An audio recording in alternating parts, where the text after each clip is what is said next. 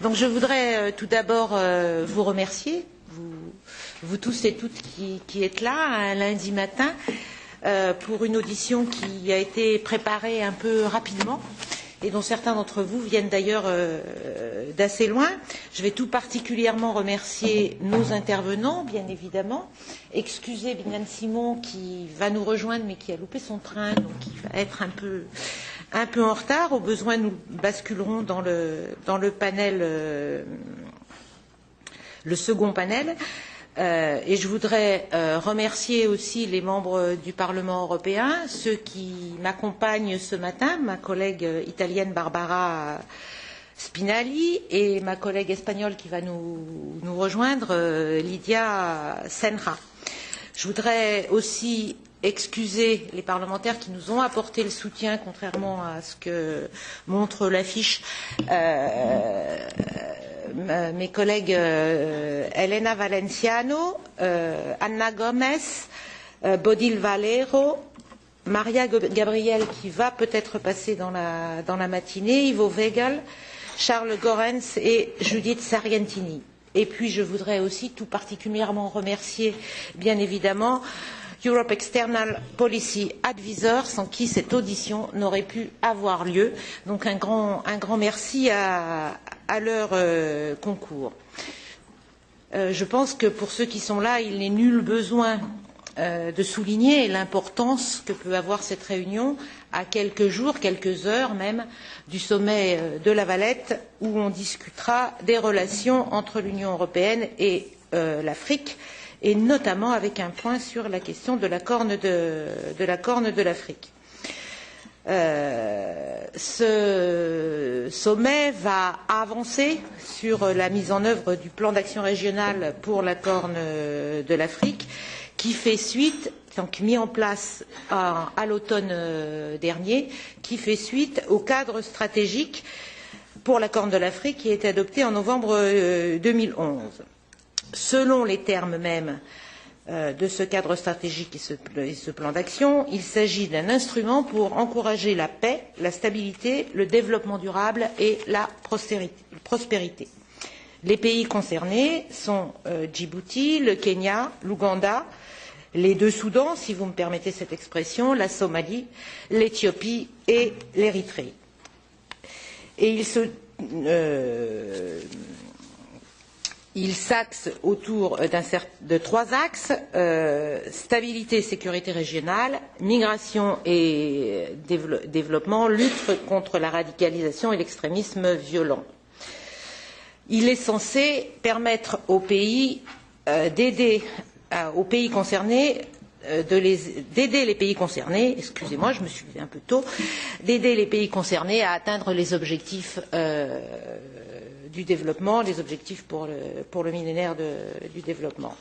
Il se fait en coopération entre l'Union européenne, la Communauté de l'Afrique de l'Est et le Conseil de coopération du Golfe. Au départ, il a quand même beaucoup été inspiré, justifié par la nécessité pour l'Union européenne de lutter contre le terrorisme et les foyers de l'islamisme radical. Mais je dirais qu'il a changé de nature et de priorité avec la mise en place du processus de Khartoum à l'automne dernier, sous présidence italienne, qui a permis de rallier au dispositif l'Égypte et la Tunisie, afin de centrer encore plus ce processus, je dirais même de le prioriser, sur la question des migrations. Pour le ministre de l'Intérieur italien, c'est la plus grande réussite de la présidence italienne au deuxième semestre de l'année dernière.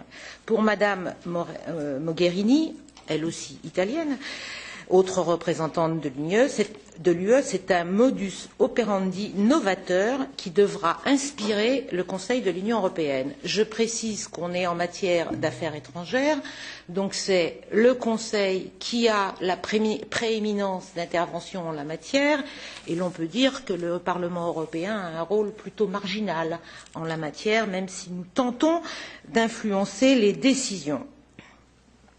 Alors on parle notamment, dans le cadre de ce processus de Khartoum, de l'avantage réciproque d'une gestion équilibrée des migrations, de migrations bien gérées et de nécessité de répondre aux causes profondes des migrations. On veut faire une campagne sur les dangers des migrations pour les personnes concernées. On veut lutter contre le trafic, aider à la surveillance des frontières, notamment par des programmes de formation vis-à-vis des forces de sécurité sur place. On oublie sans doute qu'il y a seulement, dirais-je, 22 000 demandeurs d'asile qui sont arrivés depuis la Corne de l'Afrique en 2014, alors qu'il y a 700 000 réfugiés des mêmes pays en Éthiopie et 550 000 réfugiés au Kenya. Et je trouve, quand on lit les documents qui sont sur la table aujourd'hui, que l'on confond de plus en plus migration économique et réfugiés. Est-ce une confusion volontaire ou due à la diversité des pays concernés? Je pose la question, je ne me permettrai pas d'y répondre au début de cette audition. Je dirais que ces objectifs peuvent se comprendre avec certains des pays concernés.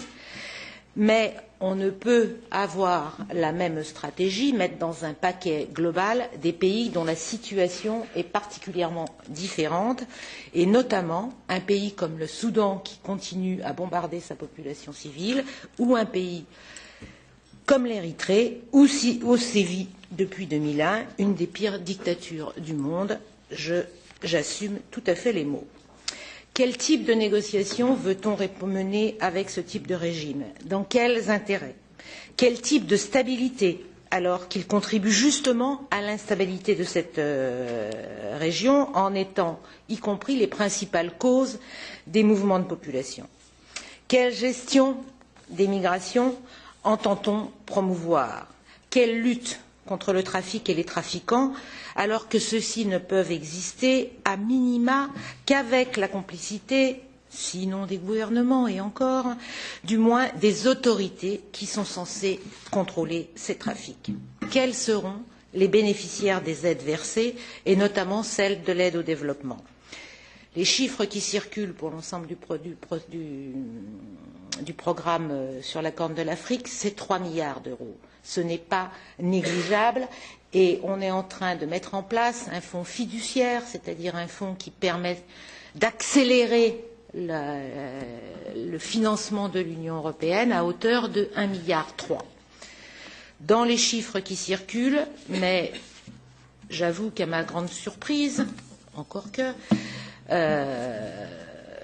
l'Érythrée, notamment, apparaît et disparaît des programmes de l'Union européenne. Le chiffre le plus souvent cité est un chiffre de 250 millions d'euros qui retrouve les chiffres des années 2000-2005, avant que l'aide de l'Union européenne soit interrompue vis-à-vis de ce pays. Et je précise que ce n'est pas principalement du fait de l'Union européenne, mais plutôt principalement du fait de l'Érythrée, qui a refusé les programmes de l'Union européenne. Visiblement, le gouvernement érythréen a changé de position et est prêt maintenant à bénéficier de cette aide. Mais pourquoi faire? Comment imaginer que la population des pays concernés, notamment au Soudan, mais plus encore en Érythrée, arrivera à toucher le moindre centime de ces aides? C'est donc à toutes ces questions que j'espère nous allons en tout ou partie répondre, en tout cas que vos interventions, celles de nos intervenants, permettront de nous aider pour essayer de travailler plus correctement vis-à-vis de ces pays-là qui ont effectivement besoin de stabilité et d'aide aux populations, mais je ne suis pas sûre que la voie qui est empruntée actuellement nous y mène. Et je vais passer la présidence à ma collègue et amie Barbara Spinelli, puisque je reviendrai pour les conclusions.